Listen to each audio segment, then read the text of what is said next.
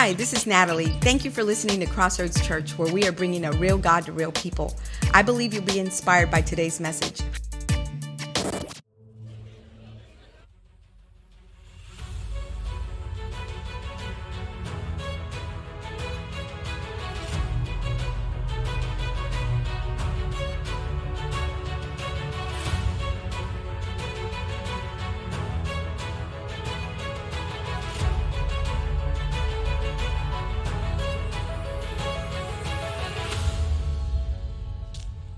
Good morning. How's everybody? Well, all right. That's pretty good for an August. Every August, I remind everybody by the way, I'm Joel. If you don't know who I am, I'm the teaching guy here. It's my honor to serve under our senior pastor, Marcus Avalos, and his wife, Natalie. I've been here about 7 years, so it's really, I love this church. But every August, I have to remind everybody, I get a lot of text messages and calls from people. I do a lot of leadership coaching, and a lot of leaders call me in August and say, man, I'm feeling horrible this month. Like, I just can't find any motivation. I'm feeling hopeless. And I have to remind people that it's August, because I don't know about you, but for me, August is a really challenging month. Did you know that August is the number one month for mental health check-ins at hospitals? And a lot of people say, well, why is that? First of all, I think it's because your kids have been home for 3 months. But it's also in Texas because it's Texas, and we live like in the 9th level of hell in terms of heat, right? The heat is so bad. So kudos to you who are out there working in the heat, man. You have my mad respect. For those of you who are working out thank you for your work.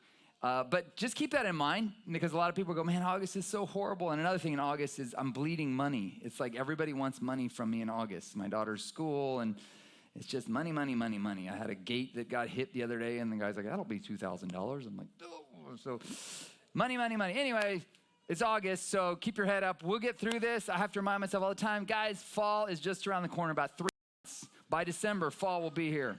So stay encouraged, right? I'm just kidding. Hey, we're continuing our series on James, the practical faith, the book of James, probably one of the most practical books in the Bible. We've been going through it verse by verse throughout the summer. Before we get started, a couple quick announcements. One is we are doing water baptisms at the end of this month. Every month that has 5 Sundays in it, the 5th Sunday we do water baptisms and baby dedications. So if you have given your life to Christ and you're saying, I want to take the next step, and Krista came up with a really cool rhyme. Ready? Here it says, water baptism is an outward expression of an inward confession. That's deep. Yeah. So if you've already made that confession that, oh, Lord, I'm going to make Jesus the Lord of my life, and you want to show the world, make that public, that's what baptism, we'll do that right here. You just need to be registered for it. So make sure you get registered for that. You've got 2 weeks to do that. It'll be on the 31st. We would love to dunk you under the water. Second of all, if you are a first-time guest, first-time guest to the church, I don't want anybody to know I'm there, to be honest. I don't know if I like you people, so I'm going to wait, right? I'll say, but usually about the 4th time, if I like the people, I'll let them know I'm there. But if you're a first-timer and you want us to know you're here, or a second-timer, or a third-timer, we would love to get more information from you. You can head to guest services to fill out a communication card so we can find out about you and your family. Or you can scan the QR code in the seat back in front of you, and we will get connected with you, show you next steps. If you think this is the place you want to get involved, we would love to have you here. This is a great time to be part of Crossroads. In just a few weeks, we're going to be launching our small groups.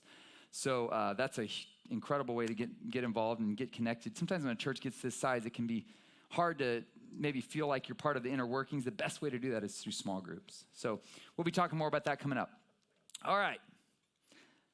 So I was living in San Antonio about 5 years ago, and we moved to this tiny neighborhood. It's a little small neighborhood, just a few houses there, but all the houses were really close to each other.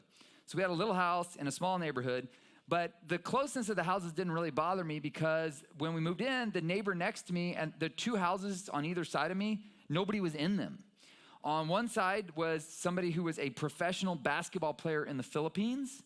And so he was gone like 8 to 10 months of the year playing professional basketball in the Philippines. What was really interesting to me is that when I saw him and his height, I thought, gosh, I could dominate at basketball in the Philippines. If he's a professional, he's about this tall. And I was like, he's a pro? I'm like, I could.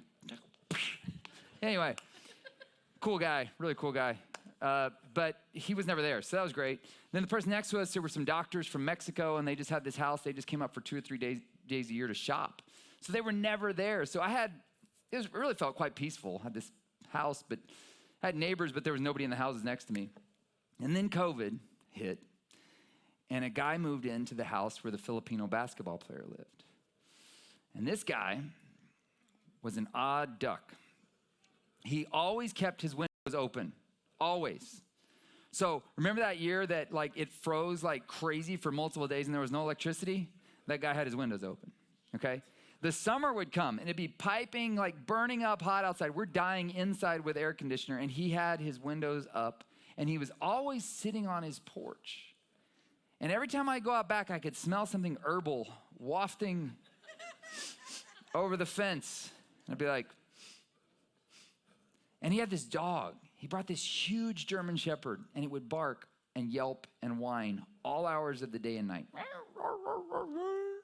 Made weird noises, crazy noises. Some of the noise, I'm like, why the German Shepherd shouldn't make that noise?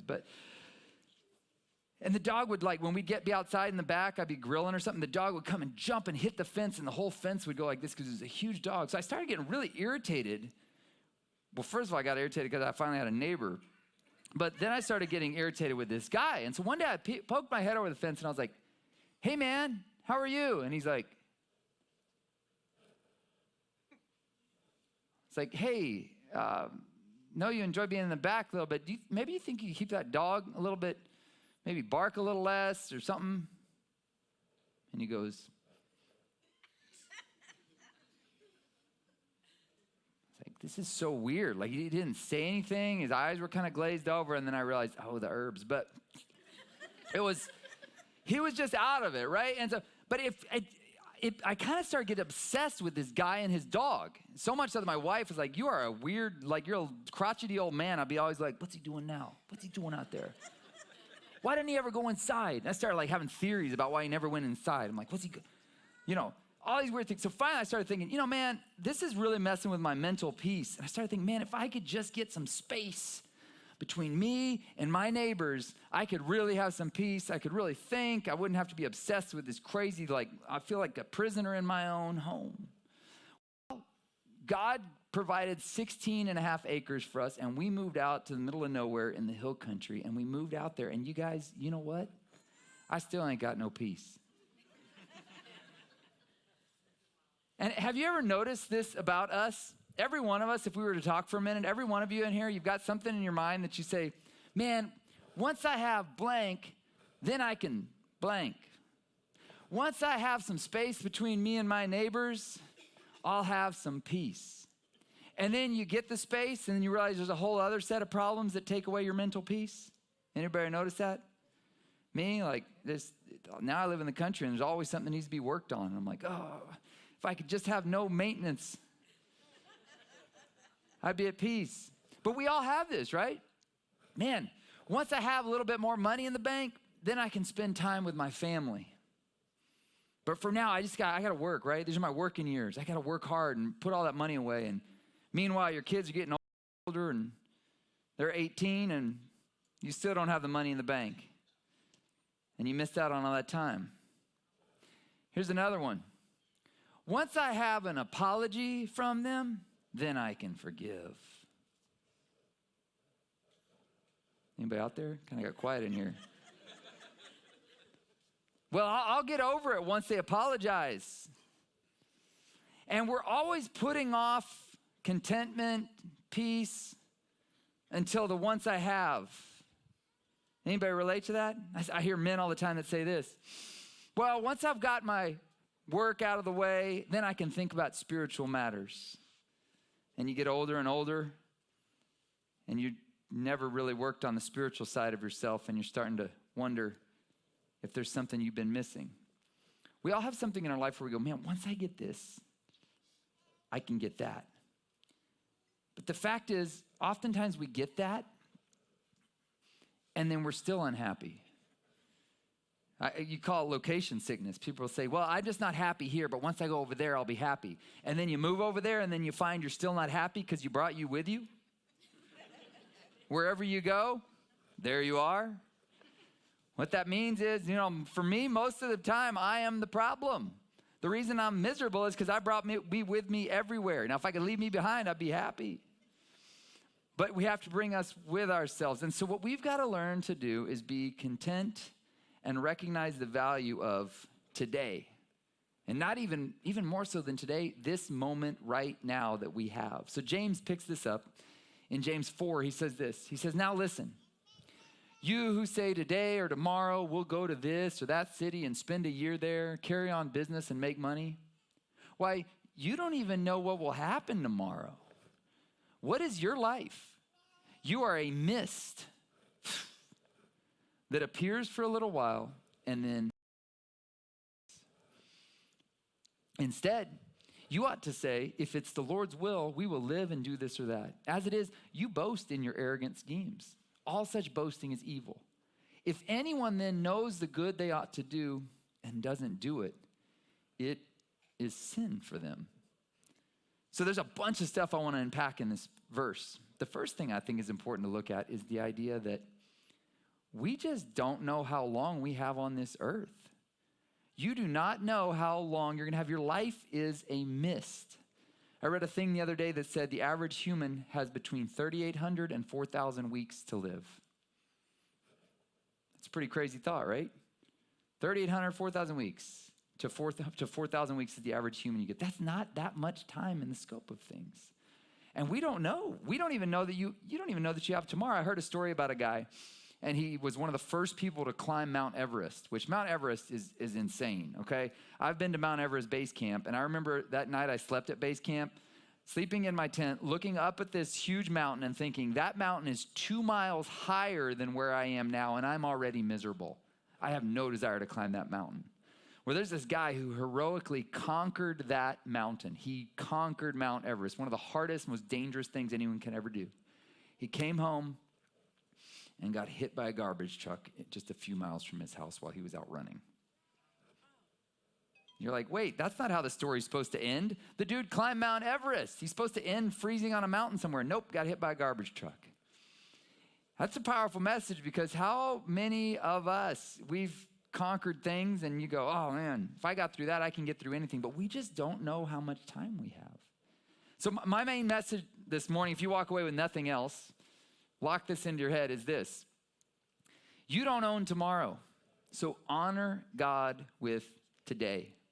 Because all we really have is today. And here's the crazy thing about it. What we really have is right now, this moment. Because you're not even guaranteed you're going to get home this afternoon. I'm like, well, that's discouraging news. It could be discouraging, or what it could do is help you shift your perspective to realize this moment right now that we're in is sacred. Every moment that we're in is sacred, and we need to honor it. But what do most of us spend our time in the present doing? If we're honest, a lot of our thoughts are consumed with worry about the future. That's me, man. I can turn the greatest of moments into the worst moments of worry about something. Everything can be going right, and I'll be like, too much is going good. Something has to go wrong. What is it? And my wife's like, just chill out and enjoy the moment. I'm like, no. I can't enjoy the moment because something bad's about to happen. Right? We all tend to worry. And what I've found is worry can be narrowed down to 3 basic things, okay? If you ever hung out with me for more than 5 minutes, you've heard me talk about this ad nauseum. Some of you, this is probably new to you. If this is new to you, I'm going to blow through this and you go, I need to know more. I wrote a whole book about it. It's called Fully You. It's in the back. But I wrote a whole book about this concept, but I'm going to blow through this really quick, okay? We all have 3 basic needs in life. Everything you want for your family, for yourself, for your future comes down to this. You want safety. You want to know you're secure, taken care of. For some people, that looks like money. For some people, that looks like having a strong relationship, having a strong man in your life, right? You want some sort of sense of security that you're going to be okay. For some, it's physical security. You need to have that nice. For me, I love security cameras. My wife's always joking about how many security cameras I have around our house. I'm like, we need 2 more, actually. Other people, it's connection, right? We all need these 3 things, We all need all 3 of these, but one is usually one more sensitive for us. We also need connection. That's the sense of feeling valued, seen, heard, recognized, appreciated. And then the final thing is we all need a sense of empowerment. Like we have the ability to make our own choices and decisions. Free will, right? And what tends to happen is we're always looking for these things, and every worry we have is somehow related to this. Am I going to have enough money to retire? And you're watching the stock market go, although the S&P a couple of days ago did quite well, but you're watching the stocks and you're going, am I ever going to be able to retire, right? For some, it's the connection thing you're super sensitive about, and you're always worried about, what are they thinking about me? And most of the time, they're not even thinking about you. What do they think of me? They're not. They're thinking about themselves, right? And what happens is it leads to these fears for the fear associated with safety is a fear of abandonment. And it maybe growing up, maybe you had a feeling of abandonment because a family member left, a parent left, father or mother left, or maybe they passed away and you grew up without the safety of a father or mother. And so you're always worried about this feeling of abandonment. So for you, safety looks like always having somebody there for you, or maybe it's always having a certain amount of money in the bank. The fear related to connection is fear of rejection. Rejection, are they going to reject me? And you're always, people pleasing comes from this. If you're afraid that people are going to reject you because you don't say yes, you're always saying yes, and slowly you're building up resentment, saying nobody appreciates me, but they always want me to help, right? That may be a connection thing. And then the other corner here, this is my super sensitive area, is empowerment. I'm always worried about being controlled. I'm always worried about being in a situation that can make me vulnerable, feel humiliated or embarrassed. And the reality is we were made for all these things, but we were made to get them in God. He is the perfect source of safety, connection, and empowerment. And that seems super ethereal until you recognize that God made you to receive those things from him, and you're never going to find them in all those other things that you're seeking, right? Everything that you're trying to get is really God that you're trying to find. If you're trying to find safety, you're trying to find God. If you're trying to find connection with others, you're trying to find God. If you're trying to find empowerment, you're trying to find God. And oftentimes in our pain through that, of feeling the lack of that, you end up falling into addictions, or, a lot of addictions are related to this connection corner over here, feeling rejection, feeling unvaluable, feeling like you're not enough. So all that to say, most of us, we're spending our day right today worried about having this tomorrow. When Jesus comes along and he says something pretty powerful. He says, guys, I know you're worried about all this. Your Father, your Heavenly Father, he made you. He knows you're made to get safety, connection, empowerment. But he says this. He says, you're worried about all those things, but I'm telling you this. Seek first his kingdom and his righteousness, and all these things, the safety, the connection, the empowerment, they'll be given to you as well. If you focus on honoring God today, all the things you're worried about tomorrow will be taken care of, the safety, the connection, the empowerment. Therefore, do not worry about tomorrow, for tomorrow will worry about itself. Each day has enough trouble of its own. What he's saying here is you got to live in day-type apartments. Really, all you have that you can focus on and give your best to is this moment right now. And the beautiful thing is God has given you everything you need to handle the challenges of this moment right now. I was talking to a mother the other day at a church I spoke to, and she has 2 special needs kids, and she's a single mom. She said, I don't think I can take it anymore. I just can't handle it. And I prayed with her, and I said, man, I can't even imagine how hard this is. But I will tell you this. If God gave you these children, he has given you everything you need to raise those children. You have the capacity, and you may have to dig deep and seek a power that's higher than yourself, because you're at the end of yourself now. But that means you can lean on God's power, and you can say, God, I'm out. I can't do this anymore. I need your help. And that's when his grace begins to flow through you. But here's the crazy thing. He gives you the grace you need for this moment. The grace you need for tomorrow, it'll come tomorrow. You think about the children of Israel when they were wandering in the desert. He only gave them the manna, the food they needed for the day. If they tried to save up for the next day because they were worried about him not providing, it would rot. They had to wait every day for the provision they needed. And the same is still true today. We have what we need today to accomplish what we need to do today. Now you go, but Joel, what about planning? I say, yes, planning is a good thing. In fact, I found, well, first of all, I'm a planner. But I've found there are 2 types of people in the world. There are planners, folks like me. Planners, we make lists when we go to the grocery store. We make an awesome list. We go through the fridge, we look for what we need, we put a little square next to the thing, the item, so that we can check it off, and we make the list. I'm about to go on a trip. I pack weeks before I leave. I've got a checklist. I've got everything laid out. And I love planning. But I've noticed something. There's these other kind of people in the world called not-so-planners. And just the thought of a list makes them go, ugh, that's cramping my style. I need to be free to feel it. How do I know this? Because I'm married to one of those not-so-planners. And here's the reality. The planners, somehow they're always attracted to the not-so-planners. And the not-so-planners are attracted to the planners. And what you admired about them at first ends up becoming very frustrating for you later. For example, my wife, when she starts getting really stressed out, overwhelmed, she's forgetting stuff, I'll be like, sweetheart, you know, this could have been solved if you would have just made a list. It goes really well. Every time I say that, she goes, thank you, Joel, I received that. No, she never does that. And for some reason, I never learn. It doesn't go well. She'll be like, shut up. I'm like, okay. But the thing about life is you can't always plan your life, you know? Mike Tyson, famous philosopher, he once said, everybody got a plan till they get punched in the face.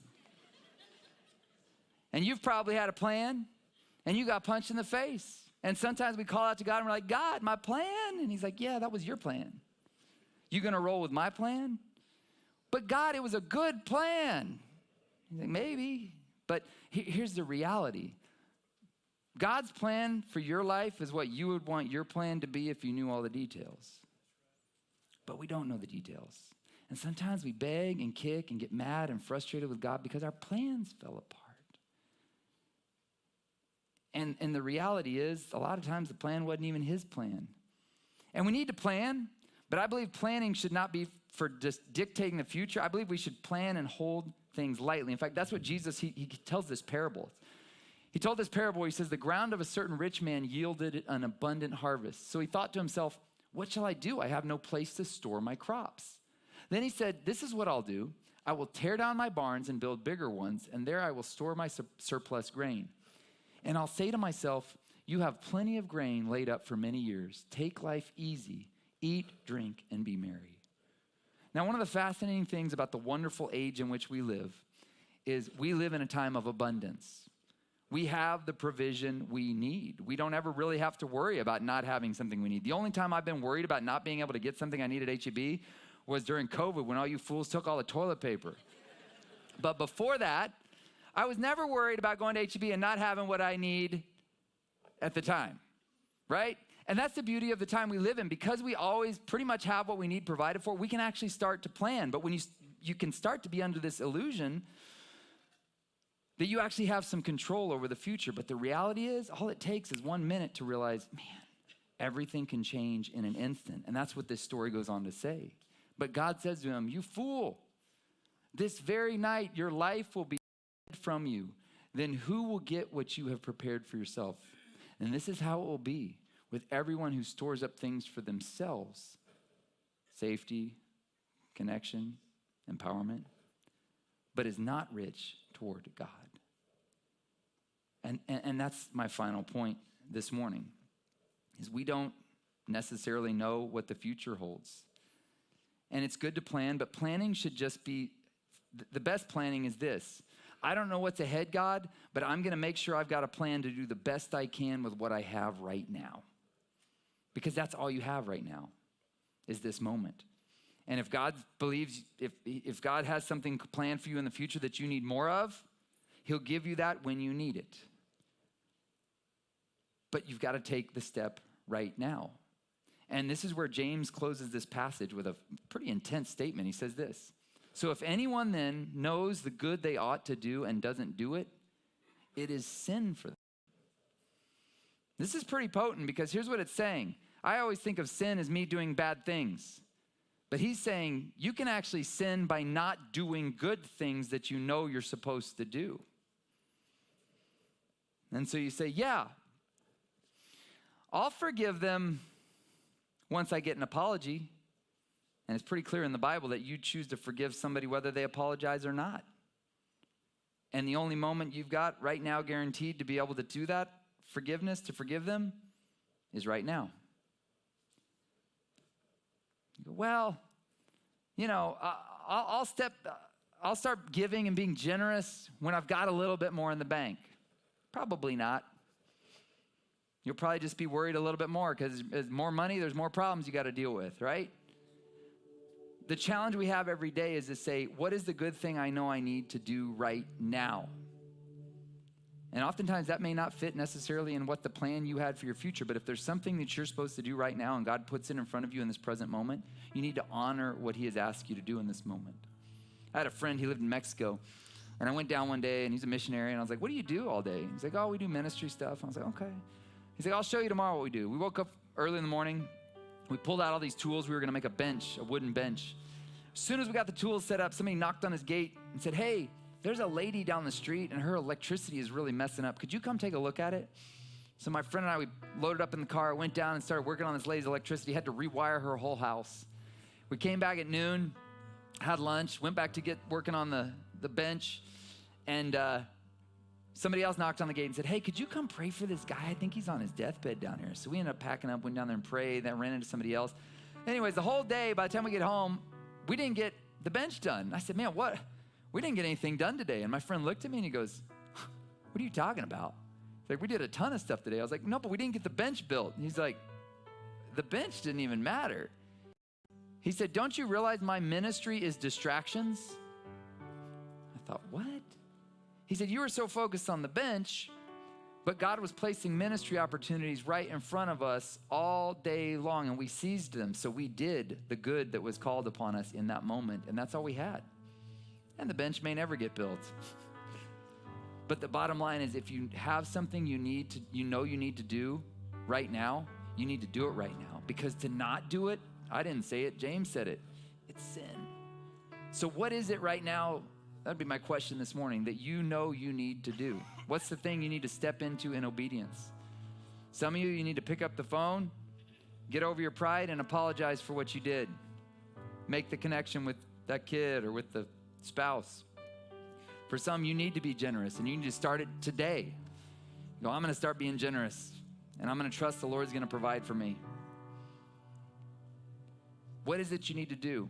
And my encouragement is this: do it today. Because here's what I've seen over and over again. If you're obedient in this moment to do what you're called to do right now in this moment, God will often, it's like your act of obedience activates something with God where God goes, oh, she's serious. Oh, he's serious. And when you take that step forward, even if you don't see how you can get to where you want to go, how you can overcome that hurdle. Once I've got this, I'll get that. If you're taking advantage of doing the right thing in every moment today, the thing you know you need to do, God will often activate some sort of power. It's his power that launches you further than you could have ever gone on your own. He'll blow open doors for you of favor. He'll make connections for you never could have made on your own. He'll restore things you never could have restored on your own. But it all started with your small act of obedience today, right now. Because if anyone then knows the good they ought to do and doesn't do it, it's sin for them. But if you take the step and you do what God's called you to do, I believe he's able to do exceedingly abundantly, far above all you could ever ask or think, according to his power that's at work within you.